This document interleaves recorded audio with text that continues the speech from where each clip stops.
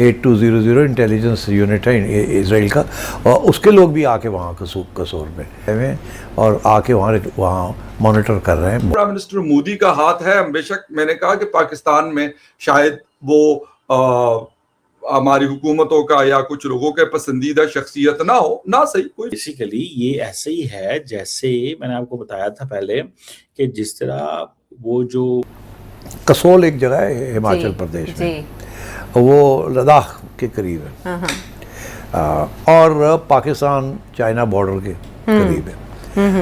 एक मैंने इंडियन का बड़ा रिसर्च आर्टिकल पढ़ा है मैंने, जिसमें वो कहता है कि ये विलेज जो है ये कवर है for intelligence operations.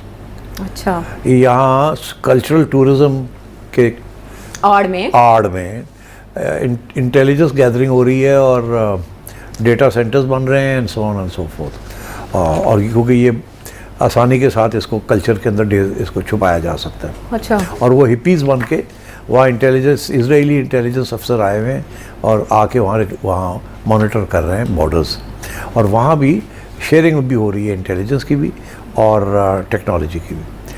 So I think ये भी एक बहुत बड़ी डेवलपमेंट है। और इनफैक्ट यहाँ तक कि कहते हैं कि इसराइल का एक इंटेलिजेंस यूनिट है 8200, उसका भी जिक्र आया है। 8200 इंटेलिजेंस यूनिट है इसराइल का, और उसके लोग भी आके वहाँ कसूर में बैठे हुए। तो यहाँ तो ये बना है, started off as a cultural thing, इसके कवर है ये for intelligence and for cooperation, क्योंकि यही आईडीएफ सोल्जर्स हैं जिनको ये वापस ड्यूटी पे जाते हैं। ये तो रेस्ट के लिए छुट्टी मिलती है तो आ जाते हैं। ठीक, किसी और दुनिया में इनको नहीं वेलकम किया जाता, बिकॉज आपको पता ही है जिस तरीके से आईडीएफ के खिलाफ नफरत हो रही है। 67 to 70% प्राइम मिनिस्टर मोदी का हाथ है। बेशक मैंने कहा कि पाकिस्तान में शायद वो हमारी हुकूमतों का या कुछ लोगों के पसंदीदा शख्सियत ना हो, ना सही, कोई फर्क नहीं पड़ता उनको, लेकिन अपने लोगों के वो पसंदीदा क्यों है। मैं ये नहीं कहता कि वहां पे इकोनॉमी जी बस दिन दुगनी रात चुगनी उसने तरक्की की और हर चीज बड़ी परफेक्ट जा रही है, ऐसा परफेक्ट नहीं है।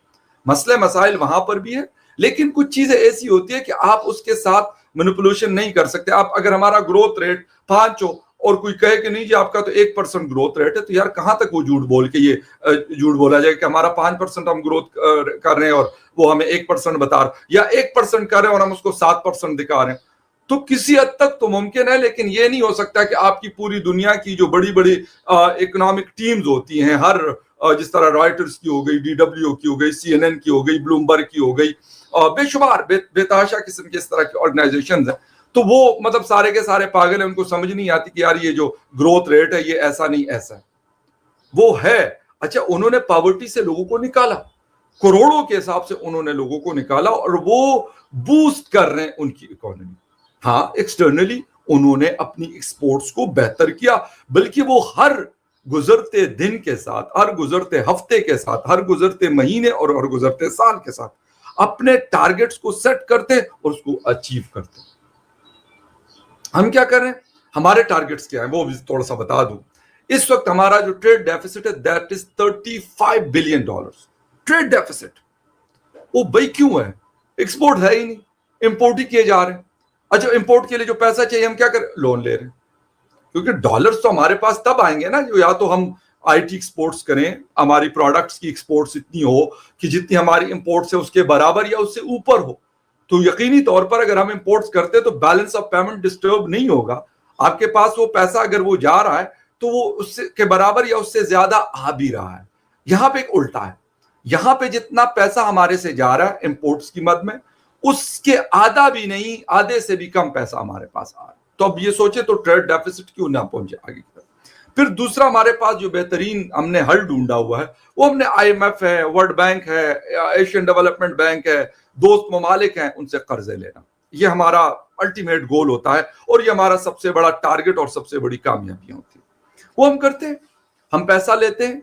वो कर्जा ना तो शहबाज शरीफ के सर के ऊपर चलता है, ना वो कर्जा जरदारी के सर के ऊपर चलता है, ना बिलावल और फरियाल तालपुर के सर के ऊपर चलता है, ना नवाज शरीफ और मरियम नवाज पे वो कर्जा चलता है, क्योंकि उनके तो कारोबार, उनके घर बार, उनके सब कुछ, बच्चे सब लंदन, अमेरिका, कनाडा, यूरोप और UAE वगैरह में रहते हैं। उनको कोई फर्क इससे नहीं पड़ता, उससे एक आम पाकिस्तानी को फर्क पड़ता है।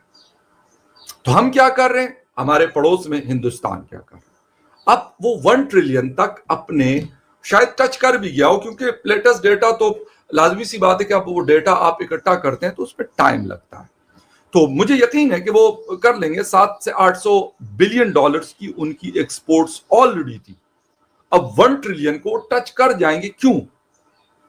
کیونکہ انہوں نے ہر سیکٹر کو وہ مطلب جسے کہہ رہے ہیں بوسٹ کروا رہے ہیں. اور کیسے؟ کیونکہ وہ اپنا پیسہ خرچ رہے ہیں. ان کے پاس اپنی انٹرنل انویسٹمنٹس اتنی ہیں کہ وہ اگر باہر سے ان کے پاس انویسٹمنٹس نہیں بھی آتی تو ان کی اکانومی کا جو سرکل ہے وہ بڑا بہترین چل رہا ہے.